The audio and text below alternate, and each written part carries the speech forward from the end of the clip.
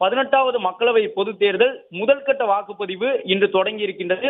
தமிழகத்திலும் புதுச்சேரியிலும் ஒரே கட்டமாக இன்று வாக்குப்பதிவு நடைபெறுகின்றது. மேலும் சில மாநிலங்களில், வடகிழக்கு மாநிலங்களில் சட்டமன்ற தேர்தலும் இந்த முதல் கட்ட வாக்குப்பதிவோடு சேர்ந்து நடைபெற்று வருகின்றது.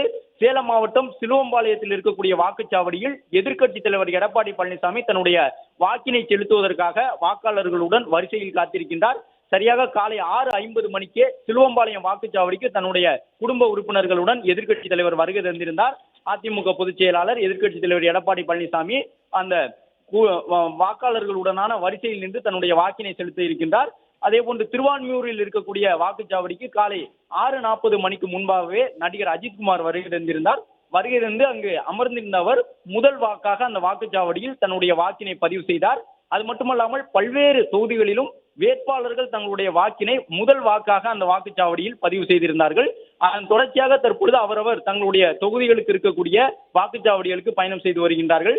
வாக்குச்சாவடிகள் அமைந்திருக்கக்கூடிய இடத்திலிருந்து 100 மீட்டர் தூரத்திற்கு உள்ளாக வாகனங்களை நிறுத்துவதற்கு அனுமதி வழங்கப்படவில்லை. வேட்பாளர்கள் உள்ளிட்டவர்கள் அந்த விதிகளை பின்பற்றி தான் நடந்து கொள்ள வேண்டும் என்று தெரிவித்திருக்கின்றார்கள்.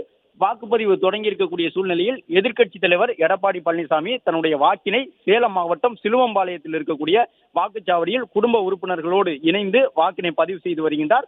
நடிகர் அஜித் உள்ளிட்டவர்கள் சற்று முன்பாக வாக்கு பதிவு செய்திருந்தார்கள். எதிர்க்கட்சித் தலைவரான எடப்பாடி பழனிசாமி தற்போது சேலம் மாவட்டம் சிலுவம்பாளையம் வாக்குச்சாவடியில் வாக்களித்து வருகின்றார். வாக்களித்து முடித்த பிறகு தன்னுடைய அந்த ஆள்காட்டி விரலில் வைக்கப்பட்டிருந்த மையை உற்சாகத்துடன் காட்டி இருக்கக்கூடிய எதிர்க்கட்சித் தலைவர் குடும்பத்தினரோடு சேர்ந்து தன்னுடைய வாக்கினை பதிவு செய்திருக்கின்றார். அதிமுகவை பொறுத்தவரை ஏறக்குறைய 33 மக்களவை தொகுதியில் இந்த தேர்தலில் போட்டியிடுகின்றார்கள்.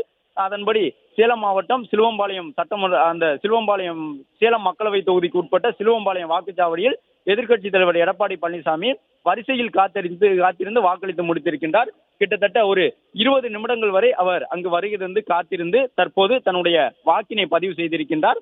மேலும் பல இடங்களிலும் முன்னணி அரசியல் தலைவர்கள் தங்களுடைய வாக்குகளை பதிவு செய்து வருகின்றார்கள். முன்னணி நடிகர்களும் சென்னை சாலிகிராமம், விருகம்பாக்கம், கிழக்கு கடற்கரை சாலை பகுதியிலும் வாக்குகளை பதிவு செய்திருக்கின்றார்கள்.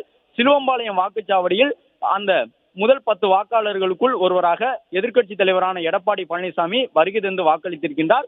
அவர் மட்டுமல்லாமல் அவருடைய குடும்ப உறுப்பினர்களும் வருகை தந்து அங்கிருந்த வாக்காளர்களுடன் வரிசையில் காத்திருந்து தங்கள் வாக்கினை பதிவு செய்திருக்கின்றார்கள்.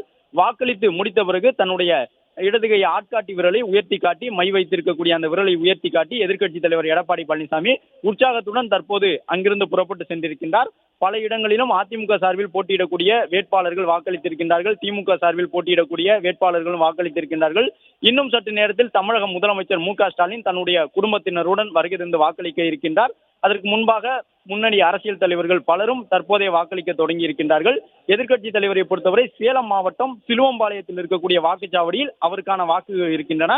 ஒவ்வொரு முறையும் முதல் நபராக அங்கு சென்று வாக்களிப்பார். அது மட்டுமல்லாமல் முதலமைச்சராக இருந்த பொழுதும் சரி, எதிர்க்கட்சித் தலைவராக இருந்த பொழுதும் வாக்காளர்களுடன் வரிசையில் நின்று அதிகாலை வேலைக்கு முன்பாகவே அதை சரியாக வாக்கு செலுத்துவதற்கு 20 நிமிடங்களுக்கு முன்பாகவே சிலுவம்பாளையம் வாக்குச்சாவடிக்கு வருகை தந்து தன்னுடைய வாக்கினை அவர் பதிவு செய்வார். தற்போது எதிர்க்கட்சித் தலைவர் வாக்களித்து முடித்திருக்கின்றார்.